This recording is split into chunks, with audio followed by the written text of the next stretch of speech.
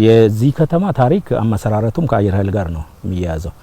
በዚህ የከተማው እያንዳንዱ ቤት ገብታችሁ ቢጠይቁ ወይ በንጉሱ ጊዜ ወይ በደርግ ጊዜ ወይ በአን ጊዜ የወታደር ነው። ወታደር የማይገኝበት ደብረ ዘይት ውስጥ ወይ ቢሾፍቱ ውስጥ አታገኙ። ለዚህ የከተማውና የቢሾፍቱ ከተማና የአየር ኃይል እንትን በጣም የተቆራኘ ነው። በጣም የተቆራኘና ቤተሰብ ነው። ህዝቡ እና ተቋሙን በማገናኘት በዚህ በዓል በዚህ በ9ኛ ዓመት ልጆቹ እንዴት አድርጎ ይሄን ተቋም እንደገነቡ አሁንም እየገነቡ እንዴት እንደሆነ ለወደፊት ከደሞ ከህዝቡ ምን ይጠበቃል፣ ተቋሙ ከህዝቡ ምን ይፈልጋል፣ ህዝቡ ከተቋሙ ምን ይፈልጋል የሚል ህዝቡና ተቋምን ማገናኘትና ህዝቡ በባለቤትነት ወጣት ልጆቹን የተማሩ ልጆቹን ዕውቀት ያላቸው ልጆቹን መርቆ ወደዚህ ተቋም እንዲቀላቀሉ በማድረግ ለወደፊት አገሪቷን የሚጠብቁ ወጣቶች እንዲቀላቀሉ የማድረግ ነው። ሐውልት ምናቆምላቸው አሉ። ለምሳሌ እንደነ ኮሎኔል በዛብህ፣ ለገሰ ተፈራ፣ ባጫ ሁንዴ አየር በአየር ተዋክቶ የጠላትን አውሮፕላን እንደ አሞራ ከሰማይ ረፍርፎ ዛሬ ስማቸው እንትን ይሄ ማንም አያገኙ ጥቂቶች የሚያገኙት ነው። የሰው ኃይል ግንባታ በተለይ ከለውጥ ወዲህ በርካታ ስራዎች ተሰርተዋል።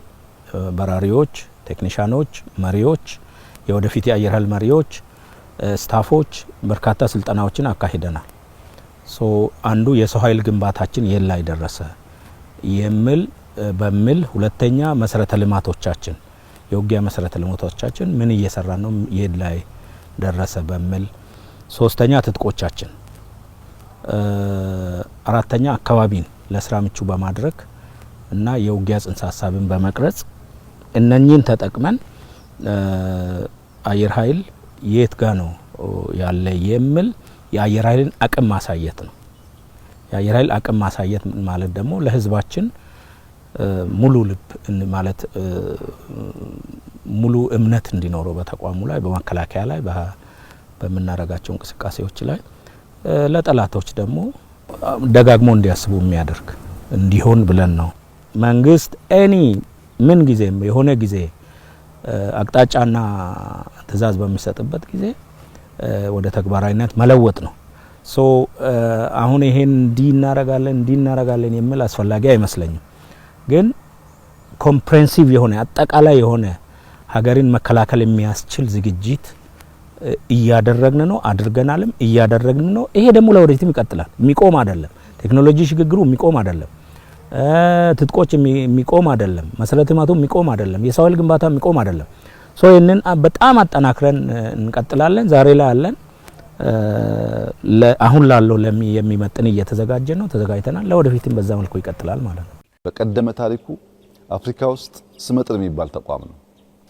ለምሳሌ ታንዛኒያ ነፃ ከወጣች በኋላ የታንዛኒያ ጎረቤት የሆነው ሞዛምቢክ በፖርቹጋል ስር ከኮሎኒ ነፃ አልወጣም ነበር።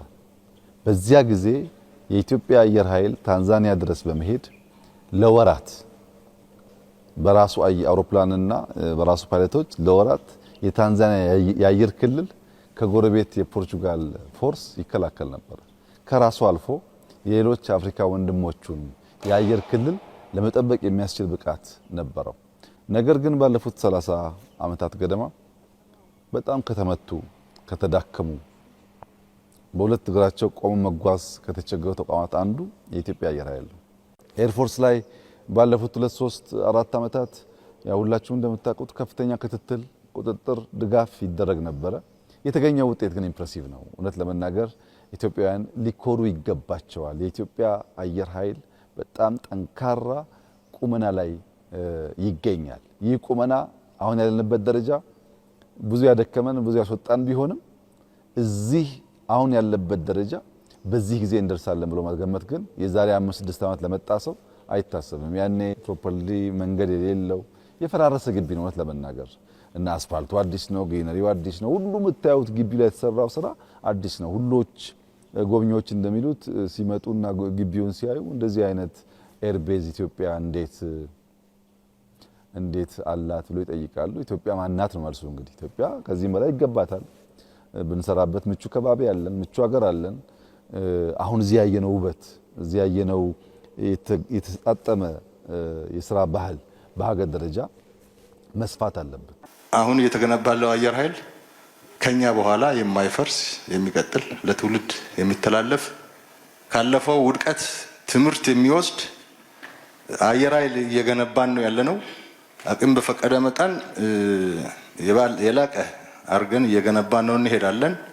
የዘመኑ በጣም ዘመናዊ የሚባል ሱ-27 የሚባል አውሮፕላን እዚሁ እንጠግናለን፣ እዚሁ እናድሳለን። ትጥቆቻችን ወደ ዲጂታላይዜሽን እንዲሸጋገሩ አድርገናል። በቁጥራቸውም ጨምረናል። አየር ኃይል በከፍተኛ የእድገት ጎዳና ላይ ነው ያለው። ሰላም ጤና ይስጥልኝ የኢትዮ አዲስ ዴሊ ቤተሰቦች እንደምን ሰነበታችሁ? ዛሬ ሀገራችን ኢትዮጵያ በተለይ አማራ ክልል ለ2 ዓመታት የዘለቀው ደም አፋሳሽ ግጭት አዲስ መልክ ሊሰጥ ይችላል የተባለለት ትልቅ ክስተትን በዝርዝር እንመረምራለን። ለረጅም ጊዜ በተበታተነ በየጎጡና በየአውራጃ ሲንቀሳቀሱ የነበሩ የፋኖ ኃይሎች በመጨረሻም የተባለለትን ውህደት ፈጽመዋል። ይህ ውህደት የመንግስት የድርድር አጋር የለኝም ሰበብ ያፈርሰው ይሆን ወይስ ጦርነቱ ወደማያቆም አዙሪት ውስጥ ይከተዋል? ዛሬ ዝርዝር መረጃዎችና ጥልቅ ትንታኔዎችን ይዘን ቀርበናል። እስከ መጨረሻው አብራችሁን ቆዩ። የፋኖ ኃይሎች በርካታ የተለያዩ እዞች ስር ሆነው ከመንግስት ጋር ለ2 ዓመታት ለሚጠጋ ጊዜ ሲያካሂዱት የቆዩት የትጥቅ ትግል ወደ አንድ ወጥ መዋቅር ለማምጣት ያደረጉት ጥረት በመጨረሻም ፍሬ አፍርቶ ወደ አንድ ድርጅት መምጣታቸውን ይፋ አድርገዋል። ይህ ክስተት በአማራ ክልል ለ2 ዓመታት ለተሻገረ ጊዜ ለቀጠለው ደም አፋሳሽ ግጭት አዲስ ምዕራፍ ሊከፍት የሚችል ትልቅ ፖለቲካዊና ወታደራዊ እርምጃ ተደርጎ ተወስዷል። ቀደም ሲል በዘመነ ካሴ የሚመራው የአማራ ፋኖ ብሔራዊ ኃይልና በእስክንድር ነጋ የሚመራው የአማራ ፋኖ ህዝባዊ ድርጅት ራሳቸው ሙሉ በማክሰማቸው የአማራ ፋኖ ብሔራዊ ንቅናቄ የሚል ስያሜ የያዘ አዲስ ድርጅት መፍጠራቸውን አስታውቀዋል። የአዲሱ ድርጅት ጥምረት ወይንም ግንባር ሳይሆን ሙሉ በሙሉ የሁለቱ ድርጅቶች ውህደት ውጤት መሆኑን የገለጹት አመራሮቹ አሁን ባለንበት ሰዓት ከዚህ ንቅናቄዎች የሆነ አንድም ጠመንጃ ያዥ አካል የቡድን ሆነ የግለሰብ ደረጃ እንደሌለ በድፍረት ይናገራሉ። የውህደቱን እንዲሆን የተደረገው የክልሉ ግጭት ወደ 3ኛ ዓመቱ እያመራ ባለበትና ሚሊዮኖች የሚቆጠሩ ህጻናት ከትምህርት ገበታቸው ተለይተው አስቸጋሪ ወቅት ላይ ነው። መንግስት እስካሁን ድረስ ለዓለም አቀፉ ማህበረሰብ በሚሰጠው ማብራሪያ የፋኖ ኃይሎች የተበታተነ እዝ ስር መሆንና እንደ ዋነኛ የሰላም ንግግር እንቅፋት ሲጠቅስ የቆየ ቢሆንም አሁን የተፈጠረው ውህደት ግን ይህ ተግዳሮትን የሚያስወግድ ይመስላል። ይሁን እንጂ የፋኖ ኃይሎች በአንድ መምጣት በእርግጥም የሰላምን ንግግር ያቀርባል ወይስ የተገዳዳሪነት ስሜትን በማጠናከር ውጊያውን እንዲቀጥል ያደርጋል የሚለው ጥያቄ በብዙዎች ዘንድ አሁንም ምላሽ ያላገኘው እንቆቅልሽ ሆኖ ቀጥሏል። ፋኖ ኃይሎች ውህደት ለምን ይህን ያህል ረጅም ጊዜ ወሰደ የሚለው ጉዳይ ሲመረመርም መካከላቸው የነበሩ ልዩነቶች ጥልቅ እንደነበሩ ይስተዋላሉ። እንደ ባለሙያዎች ትንታኔ ከሆነ በቡድኖቹ መካከል የነበረው የርዕዮተ ዓለም ልዩነት አንዱ የክፍፍል ምንጭ ነበር።